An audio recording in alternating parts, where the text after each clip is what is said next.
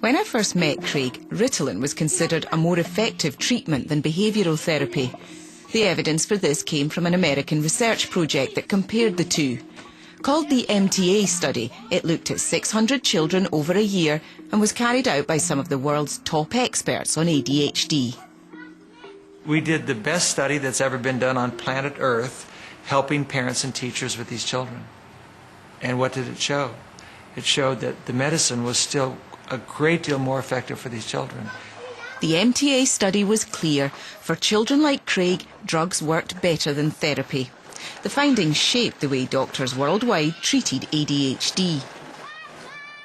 It was a big study, and because its initial findings were that medication was as good as, if not superior to, any combination treatment, I think people have relied more on medication as a result of it and ignored psychological treatment. Since the MTA conclusions were published, prescriptions for ADHD drugs have more than tripled in Britain. The Department of Health doesn't know how many of our children are on these drugs, but we've discovered nearly 55,000 were prescribed them by their GPs last year alone. The cost to the NHS was £28 million. But are they actually helpful in the long term?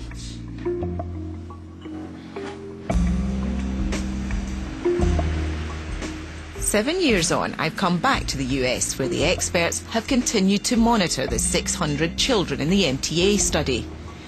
They've looked at what happened to the children who stayed on drugs for 3 full years. And the results have come as a surprise, even to them. The children had a substantial decrease in their rate of growth, so they weren't growing as much as other kids, both in terms of their height and in terms of their weight. And the second was that there were no beneficial effects. None. I think that we exaggerated the beneficial impact of medication in the first study. We thought that children medicated longer would have better outcomes. That didn't happen to be the case. Until now, parents concerned about putting their children on medication have been reassured that the benefits far outweigh any risks. These new findings call that advice into question. Oh, now look at the dog was in here now. There's no indication that medication is better than nothing in the long run. In the short run, it will help the child behave better. In the long run, it won't. And that information should be made very clear to parents. We've got a generation of children who've been on these kind of pills now for some time. What is the evidence that it's helped them? There's no evidence that it's helped them. As simple as that. It's as simple as that. Some children of the Ritalin generation have worked this out for themselves. Back in the UK, on the edge of the Lincolnshire Wolds, Yaz Shah enjoys her Saturday job just like any other 16-year-old. She's been off medication for 6 months now and has never been happier. Yes, sir. But things were quite different a year ago. What's happening here? Well, I was watching Coronation Street and I just laughed. Went into the kitchen, went to get a knife, just turned nasty. You went for the knife? Yeah. I've got my mum's ex-6'3" boyfriend on my legs. You sound like a wild animal there. What was happening? I had a lot of tension in my jaw and I screamed for a tea towel. Just put a tea towel in my mouth. But why were you in such a rage? What was going on in your head? I can't describe it. It's anger and upset from nothing. I was watching telly. That's it. And this was only a year or so ago. Yeah. Do you recognise that, Yaz? No, not at all. You just look like a different person. Yaz was first diagnosed with ADHD aged 4 and put on Ritalin. She's had a difficult relationship with her mum growing up, and her dad left home when she was still a baby. I think it damaged me, him not being there constantly. When I fell out with mum or when she was with her boyfriends or something. Yeah, I think I needed that. And what age were you when your behaviour started to get really bad? 14, 13, my teen years. I was a rebel, I think. You know, I was... And that... Bad Yaz. And what sort of things would bad Yaz do? Bad Yaz would steal, fight, bully, self-harm, do drugs, smoked a lot, you know. Bad Yaz was eventually assigned her own full-time teaching assistant, who could immediately spot in class whether she had taken her medication. It made her concentrate better and keep her in her seat, but it actually zombified her.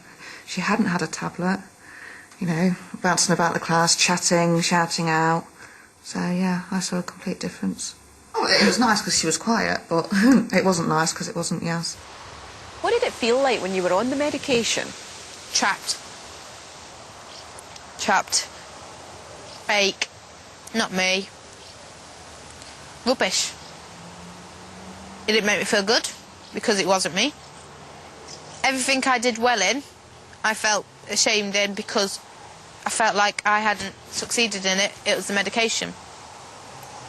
So I wanted to prove a point. And last year she did, but only after she'd reached rock bottom. Suicidal after the sudden death of her brother, Yaz voluntarily went to a psychiatric unit for 3 months. There she met Dr. Sami Tamimi. I think I bonded with you quite well from the start. That's why I trusted you and that's why I spoke to you, opened up to you, because otherwise, you know, it could take weeks for me to trust somebody. I think you have a real capacity to look back over all sorts of things that have happened in your life. Yeah. And I think you've got some pretty sophisticated ideas about what it is that helps you. Yaz says she felt secure enough in the unit to finally come off the pills. Dr. Tamimi helped her. Were you surprised to have a psychiatrist who was saying you can do this without the medication? Yeah. I didn't think it was possible because otherwise I would have done that a long time ago. Definitely. Have any of the psychiatrists or paediatricians in the past tried to help you do it without medication? They've always tried to help me, but no, they've always thought it's best to stick to medication. That's because for years it's been considered best practice. So Dr. Tamimi, who prescribes drugs only as a last resort, has been accused by colleagues of denying children essential treatment. It almost felt like there's some mythical quota that if I wasn't fulfilling this quota, I wasn't doing my job properly. I kind of wonder, what the hell did kids used to do? What the hell did families used to do before these mass use of drugs was all around? I mean, do we have any evidence to say that since we've started using these drugs, that our children are better behaved, that our society is happier? Exactly the opposite. Almost a decade on, medication doesn't seem to have made life any happier for Craig Buxton. Like Yaz, he too had a tough time as a baby. His dad left even before he was born, and he spent some time in foster care. Would it be fair to say then that you had difficulty bonding with him when he was first born? Yeah, I did. I found it really hard to bond with him because I was so depressed and I had such a bad time carrying him, and the pregnancy was a bad pregnancy and I had no support. When Craig was 5, Sharon met Alan, who's been a supportive father figure for Craig ever since. Things began to look hopeful for the whole family a year later when Craig got a place at a primary school for boys with emotional and behavioural problems.